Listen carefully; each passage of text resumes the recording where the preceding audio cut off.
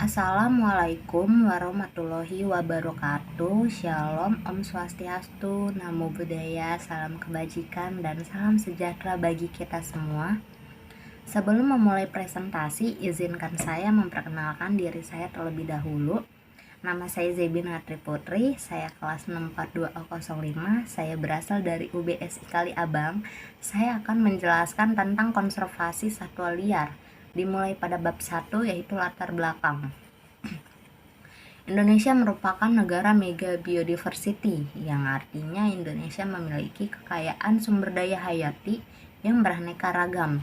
Sebagai negara kepulauan yang terdiri dari ribuan pulau, Indonesia memiliki berbagai tipe ekosistem. Masing-masing tipe memiliki berbagai jenis satwa dan tumbuhan yang eksotis dan endemis. Keberadaan satwa endemik ini sangat penting, karena jika punah di Indonesia, maka itu artinya mereka punah juga di dunia. Meskipun kaya, namun Indonesia dikenal juga sebagai negara yang memiliki daftar panjang tentang satwa liar yang terancam punah. Satwa-satwa tersebut benar-benar akan punah dari alam jika tidak ada tindakan untuk menyelamatkannya. Menurut International Union for Conservation of Nature and Natural Research, konservasi merupakan suatu kegiatan memanajemen antara kehidupan manusia dengan sumber daya alam agar tercipta kehidupan bisa tetap dipertahankan dan dilestarikan. Satwa liar adalah semua binatang yang hidup di darat dan atau di air dan atau di udara yang masih mempunyai sifat-sifat liar, baik yang hidup bebas maupun yang dipelihara oleh manusia. Menurut Departemen Kehutanan Undang-Undang Nomor 5 Tahun 1990 tentang konservasi sumber daya alam hayati dan ekosistemnya. Konservasi satwa liar sendiri adalah tindakan melindungi spesies yang terancam punah dan hampir punah dengan melestarikan habitat aslinya. Secara nasional, kebijakan konservasi terhadap satwa dan tumbuhan di Indonesia telah diatur dalam Undang-Undang Nomor 5 Tahun 1990 tentang konservasi sumber daya alam hayati dan ekosistemnya. Upaya konservasi atau perlindungan terhadap jenis satwa dan tumbuhan liar menjadi salah satu pilar penting dalam upaya mewujudkan konservasi sumber daya alam hayati dan ekosistemnya. Status konservasi untuk satwa menurut Undang-Undang Nomor 5 Tahun 1990 dibagi menjadi dua, yakni satwa yang dilindungi dan tidak dilindungi. Jenis satwa yang dilindungi adalah satwa yang berada dalam bahaya kepunahan atau populasinya menurun. Satwa liar dikategorikan sebagai satwa yang dilindungi karena memiliki unsur-unsur seperti berikut. Pertama, satwa liar tersebut merupakan satwa endemik. Satwa liar tersebut jumlahnya semakin sedikit di alam. Satwa liar tersebut merupakan satwa khas suatu daerah yang hanya dapat ditemukan di daerah tersebut. Satwa liar tersebut memiliki keunikan yang khas dari satwa yang lainnya. Selanjutnya saya akan menjelaskan bab 2, yaitu tren dan isu mengenai konservasi satwa liar. Media sosial tidak lama ini dihebohkan dengan pro kontra perihal memelihara satwa liar. Banyak influencer menjadikan satwa liar sebagai konten untuk menaikkan engagement mereka. Tak jarang hal tersebut memungkinkan kenaikan permintaan satwa liar dan perburuan secara ilegal. Contohnya ada Alshad Ahmad, seorang konten kreator yang memiliki kebun binatang mini yang dipenuhi berbagai hewan langka, termasuk harimau benggala putih. Binatang-binatang ini kerap dipamerkan Alshad melalui akun YouTube-nya yang ditonton jutaan orang. Hewan-hewan tersebut juga diberi nama dan dirawat selayaknya seorang anak. Dia juga membawa satwa liar tersebut saat melakukan sejumlah aktivitas seperti berbuka puasa dan lain-lain. Yang kedua, selain Alshad, media sosial juga jadi ajang sejumlah orang untuk memamerkan aktivitasnya dengan satwa liar. Misalnya akun Audrey A mengunggah video beruk peliharaannya tengah melahap nasi padang, memakan pisang goreng, hingga memakan es krim. Video ini meraup 808.000 penonton. Yang ketiga, ada juga selebritas Irfan Hakim melalui akun YouTube The Hakim Safari yang kerap memamerkan peliharaan burung-burungnya. Beberapa di antaranya termasuk kategori satwa dilindungi. Para pemilik satwa langka yang dilindungi ini berdalih bahwa mereka sedang berkontribusi dalam gerakan konservasi serta memberikan edukasi kepada publik mengenai satwa. Padahal apa yang mereka lakukan bertolak belakang dengan prinsip konservasi. Ada juga tren yang positif, yaitu meningkatnya jumlah pengunjung yang datang ke pusat konservasi untuk melihat dan belajar merupakan awal sinyal positif. Hal ini diharap dapat menjadi dukungan masyarakat untuk mengenal lebih dekat proses pemeliharaan hingga pelepasliaran satwa. Di sisi lain, dengan meningkatnya animo masyarakat, pusat konservasi pun memiliki kesempatan untuk memberi edukasi kepada tamu yang berkunjung. Mereka dapat meminta masyarakat untuk membantu menyebarkan informasi tentang pentingnya keberadaan pusat konservasi dan pentingnya kehidupan satwa liar Indonesia. Semoga satwa liar Indonesia tetap lestari saat ini dan di masa depan. Adapun isu dari tren tersebut adalah, menanggapi hal itu, pakar satwa liar Universitas Airlangga Unair Dr. Budi Setiawan di VMIP mengatakan bahwa satwa liar seharusnya berada di habitat asalnya dan tidak didomestikasi, terlebih satwa yang dilindungi. Bagi masyarakat yang menggemari satwa liar, dapat melihatnya langsung di habitat ataupun lembaga konservasi satwa dengan tetap memperhatikan aspek kesejahteraan hewan. Memelihara satwa liar juga dapat meningkatkan perburuan dan jual beli hewan secara ilegal. Karena banyaknya permintaan atas satwa tersebut, hal ini tentu dapat merusak kelestarian dan mengurangi ukuran populasi satwa tersebut di alam yang dapat mengganggu rantai makanan dan ekosistem habitat. Tak seharusnya manusia memiliki hak untuk menentukan bahwa hidup satwa akan lebih baik menjadi hewan peliharaan ketimbang hidup di habitat asli mereka. Apabila satwa langka yang seharusnya bisa hidup bebas di alam liar berujung menjadi hewan peliharaan, apalagi menjadi objek untuk konten semata, maka yang terjadi adalah eksploitasi. Untuk mencegah kepunahan, satwa liar tetap dapat dipelihara dengan maksud melestarikan keberadaannya. Namun ada beberapa kriteria tersendiri yang telah diatur oleh Badan Konservasi Sumber Daya Alam atau BKSDA. Kalau sifatnya penangkaran, hewan yang dipelihara akan didata dan diberi tanda merupakan hasil budidaya dari penangkaran tersebut. Lalu bibit satwa liar yang akan dibudidaya tidak boleh berasal dari alam liar, tetapi dari penangkaran yang telah ada sebelumnya. Hasil dari budidaya tersebut nantinya harus dikembalikan ke alam liar. BKSDA yang akan menentukan alamnya, bukan asal lepas liar, tetapi harus sesuai dengan habitatnya. Intinya, tujuan memelihara satwa liar adalah budidaya penangkaran, bukan untuk koleksi semata.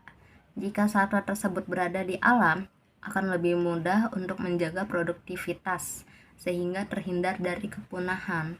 Selain itu, satwa juga dapat bersosialisasi dengan kawanannya. Kalau misalnya ada niatan untuk memelihara satwa liar, itu bukan mencintai, tetapi menghilangkan dan mempercepat kepunahan. Jika tidak memperhatikan kesejahteraan hewannya, peliharalah satwa di habitatnya.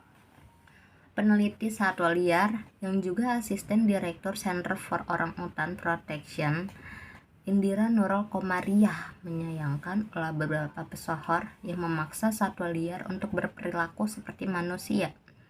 Aksi memamerkan beragam tindakan satwa liar yang tidak sesuai kebiasaan alamiahnya, tak sesuai dengan prinsip kesejahteraan hewan. Kesejahteraan tersebut dalam konsep etika lingkungan terjabar dalam 5 poin kebebasan, 5 freedoms. Salah satu poinnya adalah menegaskan bahwa satwa seharusnya bebas mengekspresikan kebiasaan alamiahnya. Aksi pamer tersebut dapat berbahaya bagi kelangsungan konservasi satwa liar Indonesia. Pasalnya, tak sedikit warganet yang berkomentar seputar keinginannya untuk melakukan hal yang sama, apalagi video tersebut ditonton jutaan orang. Menurut sosial media Animal Cruelty Coalition, Asia for Animals menjadikan hewan sebagai konten termasuk dalam kekejaman pada hewan. Dampak yang dapat ditimbulkan dari tindakan memelihara satwa liar adalah zoonosis. Zoonosis atau penyakit zoonotik, penyakit yang dapat ditularkan dari hewan ke manusia ataupun sebaliknya. Penyakit ini dapat menular melalui media apa saja, bisa melalui gigitan atau hanya sekedar melalui udara yang sama. Bahaya nyata zoonosis ini bahkan dapat mengubah sebagian besar tatanan kehidupan manusia. Daripada kita menghabiskan puluhan juta rupiah untuk merawat satwa liar peliharaan, lebih baik mengalihkan dana tersebut untuk mengikuti program donasi yang bergerak di bidang konservasi satwa liar atau menjadi orang tua asuh bagi satwa liar yang kehilangan induknya untuk dilepas liarkan kembali. Selanjutnya, saya akan menjelaskan bab 3, yaitu praktik terbaik mengenai konservasi satwa liar, penyelamatan satwa dan tumbuhan di Indonesia. Penting dilakukan untuk menjaga aset negara. Kejahatan keragaman hayati di dunia menurut United Nations Office on Drugs and Crimes, keempat terbesar setelah bisnis narkoba, senjata, dan human trafficking. Ini merupakan ancaman terhadap keragaman hayati di Indonesia. Berbagai modus kejahatan hayati antara lain perburuan liar, perdagangan ilegal, penyelundupan, dokumen palsu atau penyalahgunaan dokumen, dan kepemilikan satwa maupun bagiannya. Konservasi satwa liar mengacu pada praktik dalam melakukan perlindungan, pengawetan, dan pemanfaatan secara lestari sesuai prinsip World Conservation Strategy terhadap spesies liar dan habitatnya. Dengan meningkatnya risiko kepunahan spesies secara global dan dalam konteks konservasi satwa liar, menurut Alu Dohong perlu diambil langkah-langkah untuk membalikan status terancam suatu spesies dan memperbaiki habitat untuk menghentikan dan membalikkan hilangnya spesies atau reverse the rate. Yang pertama itu upaya konservasi satwa liar di Indonesia. Yang bisa dilakukan adalah memberikan edukasi dan sosialisasi terhadap masyarakat. Selama ini masyarakat tidak tahu jenis satwa apa saja yang dilindungi oleh pemerintah. Hal itu dikarenakan banyaknya jenis satwa yang dilindungi oleh pemerintah tersebut. Yang kedua, langkah selanjutnya yang bisa dilakukan adalah masyarakat harus mendukung upaya yang dilakukan oleh pemerintah maupun lembaga lainnya yang sedang melakukan pelestarian lingkungan. Cara mendukungnya adalah dengan memberikan bantuan finansial maupun moral dalam setiap kampanye yang dilakukan. Yang ketiga, aspek paling penting dalam konservasi adalah pembangunan kesadaran masyarakat untuk berkontribusi dalam upaya konservasi. Kesadaran ini perlahan-lahan bisa dibentuk melalui gerakan sederhana di tingkat individu. Misalnya dengan berkomitmen untuk tidak memelihara satwa liar dan bukan sebaliknya. Yang keempat, cara melestarikan satwa langka yang ada di Indonesia selanjutnya adalah dengan membuat tempat penangkaran. Penangkaran tersebut bisa membuat satwa langka berkembang biak agar tidak punah. Yang kelima, cara untuk melindungi satwa langka yang bisa dilindungi adalah dengan membuat papan larangan berburu. Dalam papan larangan tersebut bisa disertai dengan ancaman pidana atau sanksi jika perburuan tetap dilakukan. Yang keenam, Kecintaan warga terhadap konservasi dapat dipupuk dengan mengunjungi taman nasional ataupun mengikuti kegiatan seperti jelajah burung atau bird watching untuk melihat aktivitas satwa langsung di habitatnya. Yang ketujuh, di internet warga bisa turut berkontribusi dengan melaporkan berbagai konten yang tak mengindahkan etika kesejahteraan hewan, termasuk satwa liar. Cara lainnya adalah dengan menandatangani petisi yang terkait dengan perlindungan satwa. Kedelapan, Menteri Lingkungan Hidup dan Kehutanan dalam perlindungan satwa liar pada kawasan hutan memberi instruksi. Perlu gerakan intrusif untuk penanganan jerat di kawasan hutan maupun di luar kawasan hutan. Kekayaan keanekaragaman hayati merupakan aset milik negara terhadap pada Undang-Undang 1945 Pasal 33 Ayat 3. Yang kesembilan, sebagian besar satwa liar Indonesia yang dijual adalah hasil penangkapan dari alam. Semakin banyak satwa liar yang dijual, maka semakin banyak pula satwa liar yang ditangkap dari alam, yang pada akhirnya bisa mengarah kepada kepunahan. Dengan tidak membeli satwa liar yang dijual tersebut, Anda telah membantu upaya pelestarian satwa liar. Namun, langkah-langkah ini tak bisa menjadi kartu draft untuk kesuksesan upaya konservasi. Upaya penelitian, pelestarian, dan pemanfaatan yang berkelanjutan tetap harus dilakukan.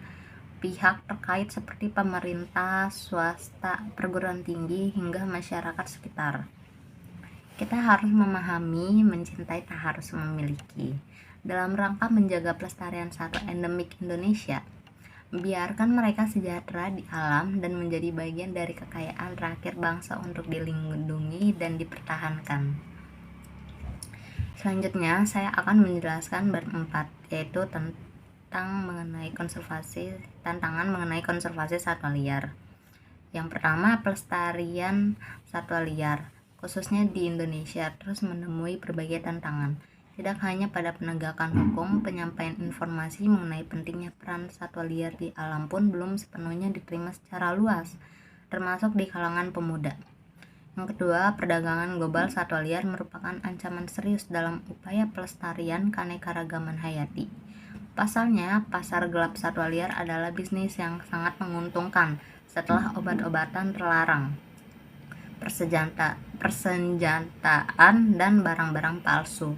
Tantangan terberat konservasi satwa liar adalah kelemahan inovasi teknologi pertanian dan rendahnya ketersediaan lahan.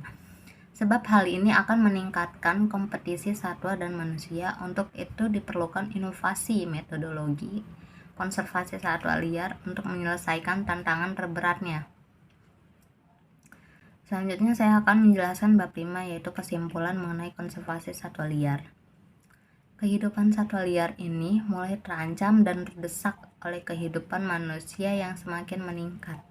Selain itu, menurut Ali Kodra 1990, habitat satwa liar juga banyak diubah untuk memenuhi kebutuhan hidup manusia, sehingga semakin sempit.